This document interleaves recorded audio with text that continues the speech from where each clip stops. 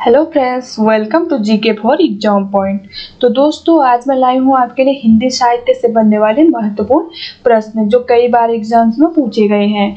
तो दोस्तों, आगे बढ़ने से पहले आप मेरे चैनल को सब्सक्राइब, लाइक, शेयर करना बिल्कुल ना भूलें। तो दोस्तों, आगे बढ़ते हैं। तो दोस्तों देखिए, हिंदी साहित्य से बनने वाले महत्वपूर्ण प्रश्न इसमें दे रखे हैं, इसलिए आप इस पार्ट को बिल्कुल भी स्किप ना करें, क्योंकि हिंदी साहित्य का सभी एग्जाम से बहुत बड़ा योगदान है। इसलिए देखिए, सबसे पहले भाषा के आधार पर हिंदी को भारोपी परिवार की भाषा माना जाता है। भारोपी परिवार की भाषा है हिंदी। तो भारत में 4 भाषा परिवार मिलते हैं, प्रतिशत के आधार पर दिए हैं यहाँ पे मैंने। तो 4 भाषा परिवार मिलते हैं भारत में।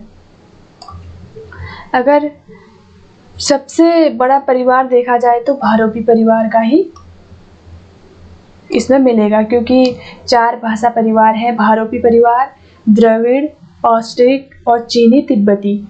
तो सबसे बड़ा जो परिवार है वो है भारोपी परिवार। तो इसलिए देखिए, अगर प्रतिशत के आधार पर कभी पूछा जाता है कि भारोपी परिवार कितने प्रतिशत है, द्रविड़ कितने प्रतिशत, तो इसलिए मैंने इसमें सारे दिए हुए हैं।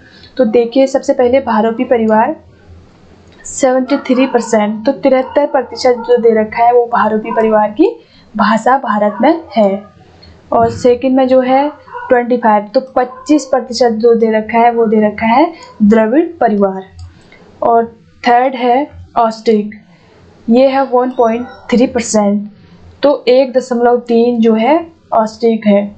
अगर सबसे चौथा है वो चीनी और तिब्बती, 0.7%, तो ये सबसे कम और सबसे ज़्यादा, ये हमेशा पूछे जाते हैं। कभी ज़्यादा पूछा जाता है, सबसे कम भी पूछा जाता है। तो 0.7 जो है चीनी तिब्बती भाषा है, ये पूछा जाता है। अगला देखिए दोस्तों, भारतीय आर्य भाषा को 3 भागों में बांटा गया है। तो भारतीय भाषाओं को, जो भारतीय की जो 3 भाषाएं हैं, 3 भागों में इनको विभाजित किया गया है। सबसे पहले देखिए, सबसे पहला है प्राचीन आर्य भाषा, और सेकंड है मध्यकालीन आर्य भाषा, और आधुनिक आर्य भाषा। तो इनका समय काल जो दे रखा है 1500 ईसा पूर्व से 500 ईसा पूर्व। प्राचीन काल का समय जो है वो है 1500 ईसा पूर्व से 500 ईसा पूर्व, जिसमें आते हैं वैदिक संस्कृत और लौकिक संस्कृत। वैदिक संस्कृत और लौकिक संस्कृत इसमें आता है। इसका समय काल है 1500 ईसा पूर्व और 500 ईसा पूर्व। अगला देखिए, मध्यकालीन आर्य भाषा, इसका समय काल है 500 ईसा पूर्व से 1000 ईस्वी। तो इसमें आते हैं पाली, प्राकृत और अपभ्रंश। इसमें ये 3 भाषाएं आती हैं, पाली, प्राकृत और अपभ्रंश। अगला देखिए, जो तीसरा है आधुनिक भारतीय आर्य भाषा, ये 1000 ईस्वी से शुरू होता है अब तक। तो ये चीज़ें आपने ध्यान में रखनी है कि प्राचीन काल कब से शुरू होता है, मध्यकालीन समय कब का है, और आधुनिक समय कब है। तो भारतीय आर्य भाषा 3 भागों में विभाजित थी। कई बार पूछा जाता है कि कितने भागों में विभाजित थी, तो 3 भागों में विभाजित थी। अगला देखिए, तो हिंदी साहित्य का विकास।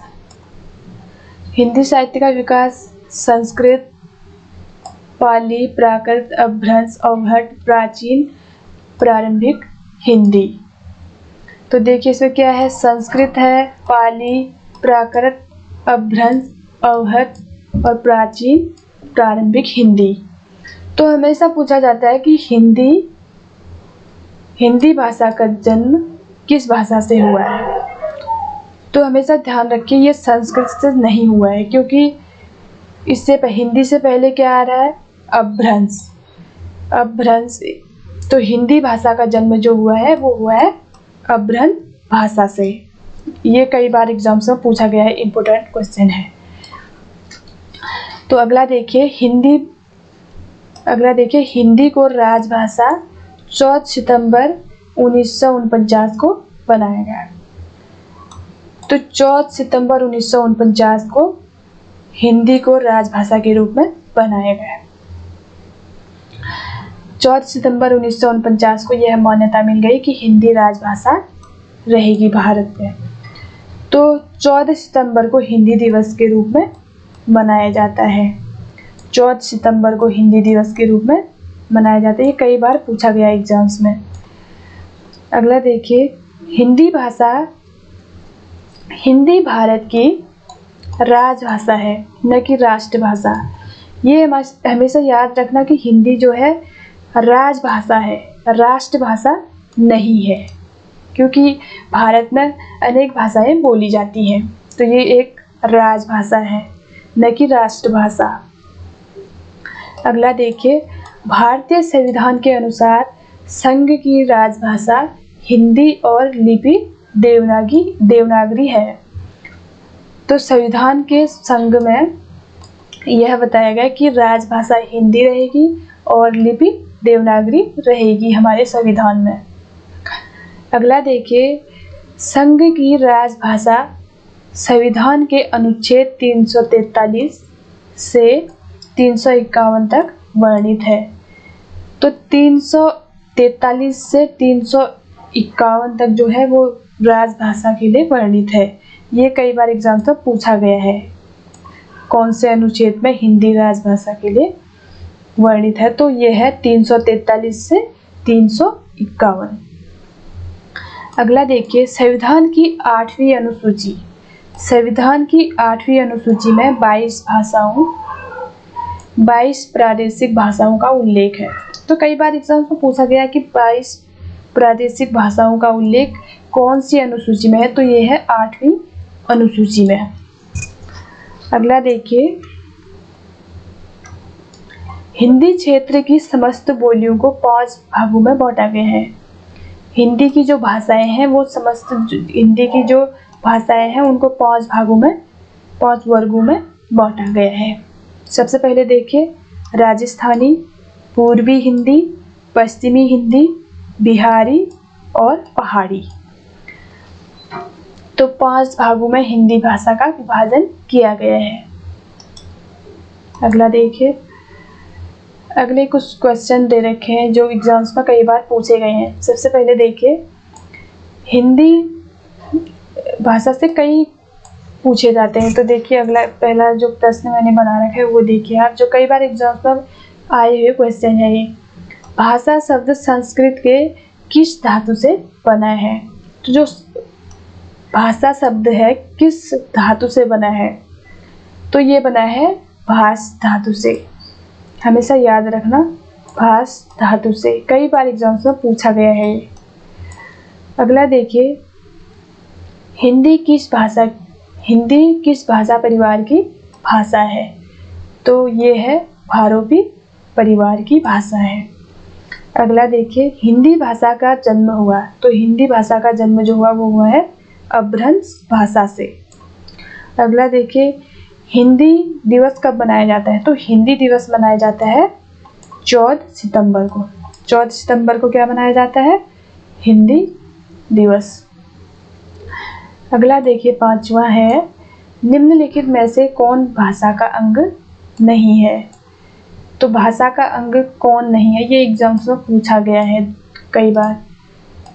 अगला देखिए, ध्वनि, शब्द, भाषा, वाक्य, लेख। तो ये है लेख। लेख भाषा का अंग नहीं है। अगला देखिए, देवनागरी लिपि को कब स्वीकार किया गया। तो देवनागरी लिपि को 14 सितंबर 1949 को स्वीकार किया गया। अगला देखिए, किन किन भाषाओं की लिपि देवनागरी है। तो इसका राइट आंसर है हिंदी, उर्दू, संस्कृत, मराठी और नेपाली। इन भाषाओं की लिपि देवनागरी है। अगला देखिए, सबसे प्राचीन लिपि कौन सी है। जो सबसे प्राचीन लिपि है वो है ब्राह्मी लिपि है। अगला देखिए, हाल ही में किन 2 भाषाओं को प्राचीन भाषा घोषित किया गया। तो ये भाषाएं थी कन्नड़ और तेलुगु भाषा। अगला देखिए 10वां है, भारत के किस अनुसूची में 22 भाषाओं को मान्यता प्रदान की गई है? तो 8वीं अनुसूची में 22 भाषाओं का उल्लेख है। अगला देखिए, हिंदी भाषा की जननी किसे कहा जाता है? तो हिंदी भाषा का जन्म पूछा जाए तो वो होता है अपभ्रंश से। अगर हिंदी भाषा की जननी कहा जाए तो संस्कृत से। संस्कृत हिंदी भाषा की जननी है। अगला देखिए, भाषीय आधार पर सर्वप्रथम किस राज्य का गठन हुआ? तो भाषा के आधार पर सबसे पहले हुआ था आंध्र प्रदेश का।